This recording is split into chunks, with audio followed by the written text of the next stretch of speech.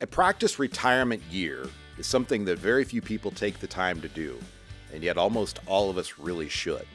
We need to prepare emotionally, we need to prepare financially, we need to prepare for our time, our spouse's space, and what it is we're going to do with our life. We're going to talk about one of those things that comes along, sometimes comes quicker than we expect, and that's your first required minimum distribution inside of your practice retirement year. Probably not, but it's going to come along later, so we might as well prepare and practice today. Join us on Consider This Program. Well, good morning and welcome back to Consider This Program. I am your host, Joe Clark. And I'm Grant Soliven. Grant is one of our senior advisors and dear friend. Happy to have him along today. If you are new to Consider This Program, we do it live. We record it during the course of the week. It airs on Saturday morning on a flagship radio station, WIBC in Indianapolis. But more and more people are listening to it on our podcast, Consider This Program. You can find it on iTunes, Spotify, or anywhere you listen to podcasts. You can also go to our website at yourlifeafterwork.com. You will be able to find it in the video world if you want to see our faces for radio. And see what this actually looks like on the show. Every now and then we put things on the board to be able to demonstrate what's going on, and obviously you don't see that if you're listening only in an audio format. We are doing a case study today. Grant has got his degree in financial planning from Purdue University. He's been with the Financial Enhancement Group for 5 years, I guess now, and in the industry 7 years before that. So it has been a while. But when he was in my class, we used to do case studies, and that's what we're going to do today. If you've missed the first three segments, we were talking about the practice retirement year. We've talked about when to take Social Security, where's the beef, how to get the money out. You know, we've talked about what the retirement budget needs to look like and why you need to have one. And if you're listening on the radio, you only get three of these segments, so you really do want to go to listen to the podcast to get the fourth one. This one is going to be your first required minimum distribution. Go ahead and read the case. Absolutely, Joe. We have a married couple. Husband is 57. Wife is 59. Happily married for 39 years. They are generous. They are charitably inclined. Husband has a 401k of $600,000, an IRA with $185,000, a Roth with $70,000.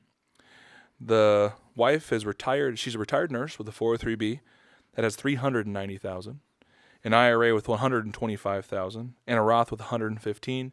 They're great stewards, no debt. There's cash of $165,000.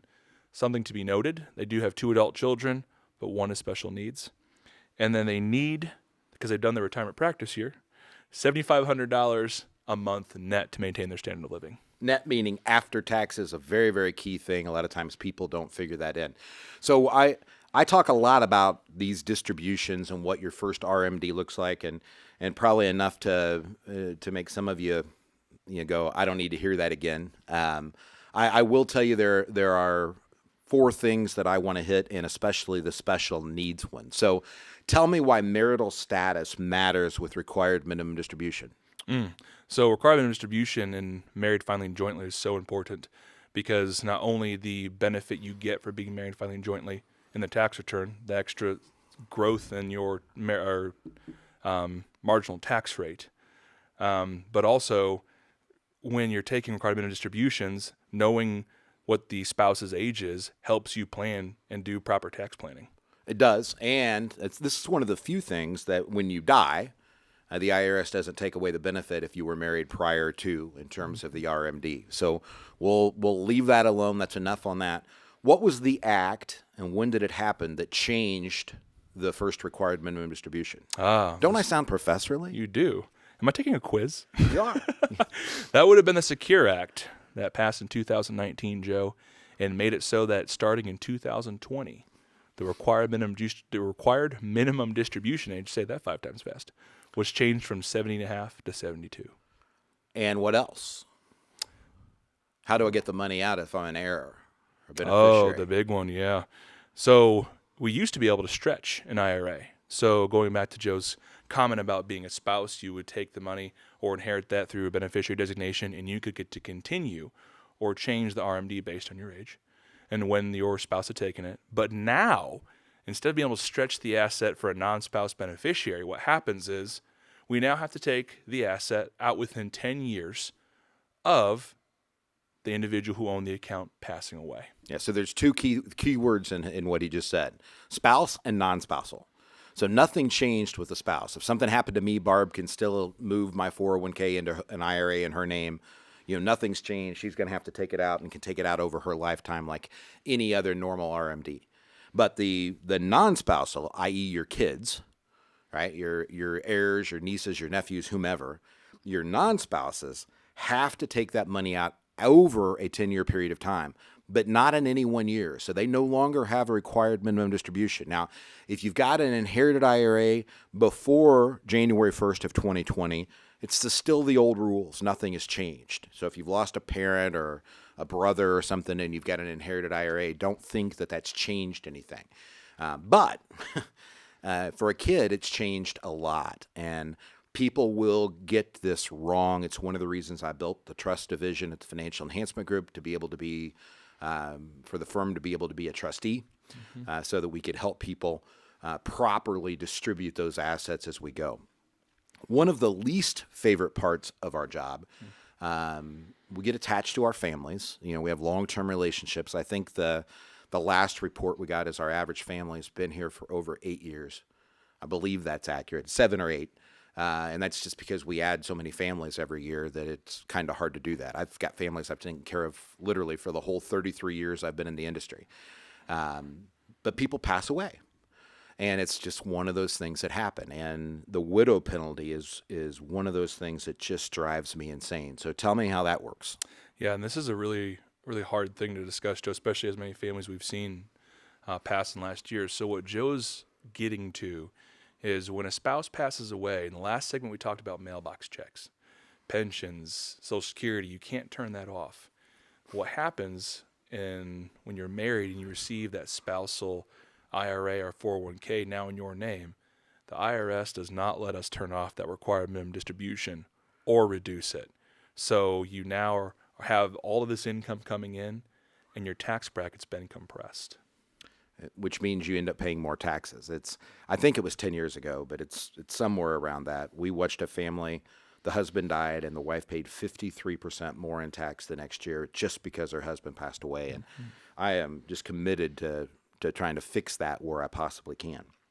Let's get to the special needs issue that's on here. So one of the things we talked about in the first segment of the show, or the second segment, is where's the beef? Which account to pull the money out of, right? And when I talk about silo investing, a lot of times people just overlook the fact that they've got a special needs beneficiary, whether that be a grandchild, somebody they want to leave money behind for, somebody they feel responsible for, or in this case, an adult child, right? So just remember what Grant just told you on that RMD. At the end of 10 years, it has to be disposed of. So many of you have trust that say, if you've gone to an attorney to have this done, and you should, that the child is never allowed to receive benefits out of the trust that would segment them away or interrupt their governmental programs that they're on.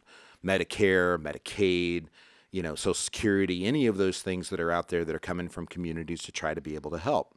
Well, if you make your IRA a beneficiary for that kid, let's say Grant's special needs, he's not, but let's say Grant is on those governmental programs, but I make him a contingent beneficiary in my 401k because people try to treat beneficiaries equally, even though they're not equal. They're not the same. They're all loved equally, perhaps, but financially it is not the case, right? And all of a sudden, Barb and I get hit by a bus. And now Grant has this IRA. He doesn't have to take any money out the first year, but at the end of the 10 years, it has to be dumped. It doesn't matter that you have a trust that says none of that money can be distributed. If I left it directly to Grant, the trust is circumvented. It goes right around it, and it's not going to do anybody a hill's beans of good, and you're going to begin to have a problem. So going back to understanding the 5 critical elements that we talk about, right? First of all, we want to have your family vision, your financial vision of where it is you want to go. And then we're going to take care of your life after work, the annual tax planning, the investment playbook weekly, the life happens, the good, bad, and ugly of life, and the legacy plan. All 5 of those are critical. So imagine this family not understanding the issue with special needs. Imagine them taking Social Security at 62, the first year they can get it, which is what more than 70% of America does. Imagine them having a good investment advisor that takes these assets that they have that they don't need to use perhaps, and to have it continue to grow and compound. Imagine them then having to take out required minimum distributions. Imagine them going to an attorney and the attorney putting in a special needs clause in the trust, but missing the beneficiary designation on the tax deferred accounts, right? So second of all, looking at this, right, we know we would not want to, Grant, in any way, shape, or form, leave the Roth IRAs to kids that are in much lower tax brackets.